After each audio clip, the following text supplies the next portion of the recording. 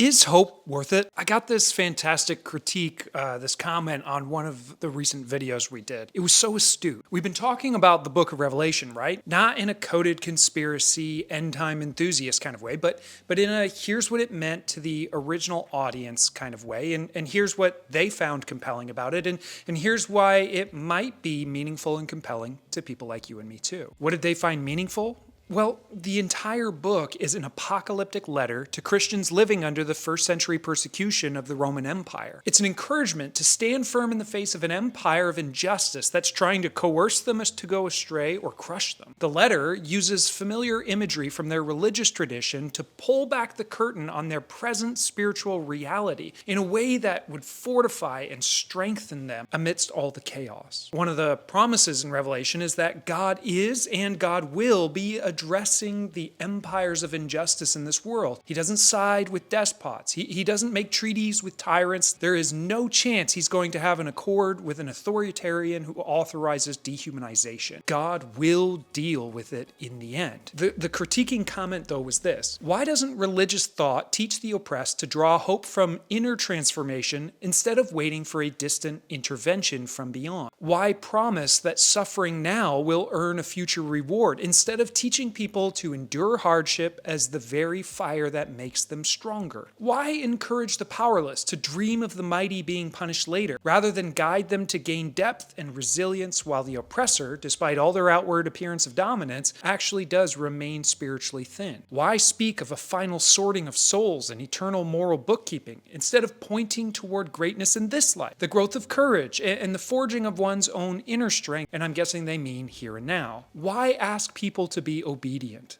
to submit, and hope for vindication when they could be taught to create meaning and cultivate vitality and become unbreakable even in the midst of injustice? Why indeed? I love this comment because I think it really draws on what this person has probably heard from religious teaching about the afterlife and what people often miss about the true goal of the book of Revelation. Revelation isn't predicting an end simply so that people can look past this life suffering, knowing that someday they won't suffer anymore. When you think about it that way, religion truly is the opiate of the masses. But that's not what gave the original readers of Revelation strength to carry on. Revelation gave them a framework within which to experience that transformation even in the midst of their chaos, to view enduring their fire in a way that did make them stronger, and to understand that their oppressors, as spiritually thin and morally bankrupt as they were before God, to see them as true monsters. Speaking of a final sorting of souls was part of encouraging and motivating greatness in this life, courage to continue doing the right thing and building the inner strength to do it. Revelation, talking about a great reunion and renewal, is part of what helps people create meaning and cultivate vitality now. At the heart of it, the big question that I hear in this comment is simply, is hope worth it? Is hope in a restored reality necessary? Is it necessary for cultivating that fortitude, inner strength, and courage amidst chaos? And my honest answer to that question is maybe, and maybe not. Is it necessary? I'm not sure I have the eternal vantage point to answer that objectively. Is it effective? Absolutely. Consider this. My wife and I are casual runners. We're not winning races around the country, but we do enjoy the occasional half marathon. Alana actually has a few full marathons under her belt. One of the things that I've found when running long distances is how important it is to know the end is coming. When you know how the story turns out, when you know you're going to cross that finish line, when you know that each step is getting you closer, I find that encouraging. It motivates me. The only reason that I can say things like pain is weakness leaving the body, or if my lungs and my muscles are burning, it means we're building strength and endurance. The only reason that I can say those things to myself here and now is because I know that there is an end in sight. If there was no end to the road, if life was simply a hamster wheel upon which we all had to run and then die and that's it, no restoration, no justice, no rest, I would find that a challenge to go on. And I'll be honest, I used to think, well, if there's no judgment in the end, then why bother doing any good in this life? If there's no afterlife, then this life is just a meaningless accident. So who cares? Why bother? We need an afterlife to motivate us in this life. But the truth is, I'm not sure I think that anymore. I do think that there's an afterlife. I do believe what the Bible says, but I think that there are a ton of motivations for living well now beyond a great sorting later. So do you need the hope of restoration and justice? Is it necessary? Maybe, maybe not. But is it effective for fortifying people amidst their journey? Absolutely. So let's look more specifically at how the author of Revelation creates and deploys that hope that can sustain, motivate, and even strengthen his original readers, and maybe us. Here's his description of the great sorting and then the great renewal. He who was seated on the throne said, "I am making everything new." Then he said, "Write this down, for these words are trustworthy and true." He said to me, "It is done.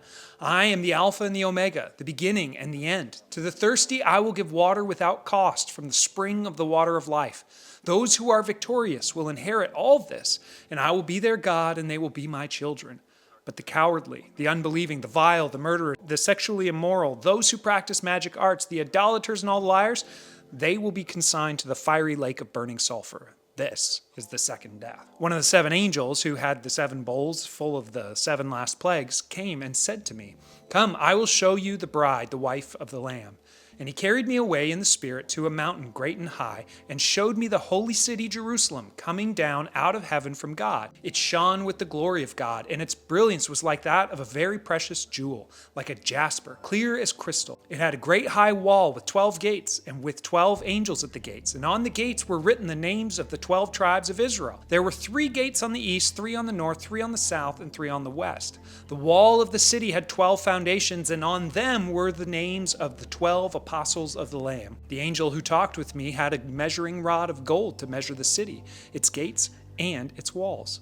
The city was laid out like a square, as long as it was wide. He measured the city with the rod and found it to be 12,000 stadia in length, and as wide and high as it is long. The angel measured the wall using human measurement, and it was 144 cubits thick. The wall was made of jasper, and the city of pure gold, as pure as glass. The foundation of the city walls were decorated with every kind of precious stone. The first foundation was jasper, the second sapphire, the third agate, the fourth emerald, the fifth onyx, the sixth ruby, the seventh chrysolite, the eighth beryl, the ninth topaz, the 10th turquoise, the 11th jacinth, and the 12th amethyst. The 12 gates were 12 pearls, each gate made of a single pearl. The great street of the city was gold, as pure as transparent glass. I did not see a temple in the city, because the Lord God Almighty and the Lamb are its temple. The city doesn't need the sun or the moon to shine on it, for the glory of God gives it light, and the Lamb is its lamp. The nations will walk by its light, and the kings of the earth will bring their splendor into it.